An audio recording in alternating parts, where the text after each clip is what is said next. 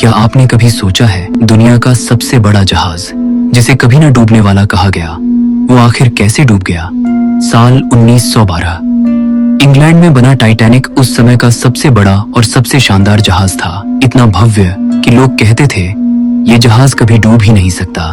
लेकिन किस्मत और कुदरत ने कुछ और ही सोच रखा था। 10 अप्रैल 1912 टाइटैनिक साउथहैम्पटन से न्यूयॉर्क के लिए रवाना हुआ। 2200 से ज्यादा लोग सवार थे। कोई अमीर था, कोई गरीब, कोई नए सपनों के साथ जा रहा था। सफर शानदार चल रहा था। लोग पार्टी कर रहे थे, म्यूजिक, डांस और रॉयल लाइफ का मजा ले रहे थे। लेकिन किसी को अंदाजा नहीं था कि समंदर की गहराइयों में एक बर्फ का पहाड़ उनका इंतजार कर रहा है। 14 अप्रैल की रात अचानक जहाज के आगे एक विशाल बर्फ का पहाड़ दिखाई दिया। तुरंत कोशिश हुई कि जहाज मोड़ लिया जाए, लेकिन बहुत देर हो चुकी थी। टाइटैनिक का दाहिना हिस्सा आइसबर्ग से टकरा गया। पहली नजर में टक्कर हल्की लगी, लेकिन असल में ये टक्कर जानलेवा थी। जहाज के नीचे 6 हिस्सों में पानी भर गया और अब टाइटैनिक का डूबना तय था। अफरा तफरी मच गई। जहाज पर जितनी लाइफ बोट्स होनी चाहिए थी उससे आधी ही थी, और उनमें भी सबसे पहले महिलाओं और बच्चों को बैठाया गया। लेकिन कई बोट्स आधी खाली ही समंदर में छोड़ दी गईं। धीरे धीरे टाइटैनिक झुकने लगा।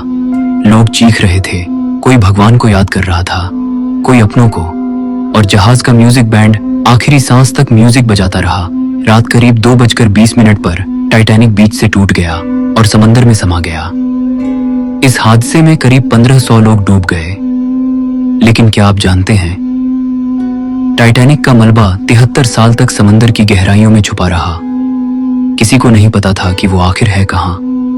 1985 में वैज्ञानिक रॉबर्ट बैलार्ड ने पहली बार टाइटैनिक का मलबा खोजा।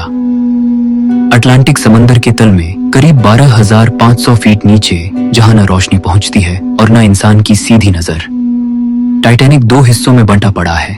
आगे का हिस्सा लगभग सही सलामत है, लेकिन पीछे का हिस्सा पूरी तरह टूट फूट चुका है। उसके चारों ओर बिखरे हैं जूते, बैग, बर्तन और वो सब चीजें जो उस रात के डरावने सच की गवाह हैं। आज भी लोहे को खाने वाले बैक्टीरिया मलबे को धीरे धीरे खत्म कर रहे हैं। साइंटिस्ट मानते हैं कि आने वाले 30 से 40 सालों में टाइटैनिक का मलबा पूरी तरह खत्म हो सकता है। टाइटैनिक का मलबा सिर्फ लोहे का ढेर नहीं है, वो एक म्यूजियम है जो इंसान के घमंड, सपनों और कुदरत के बीच की लड़ाई का सबूत बनकर आज भी समंदर की गहराइयों में सो रहा है।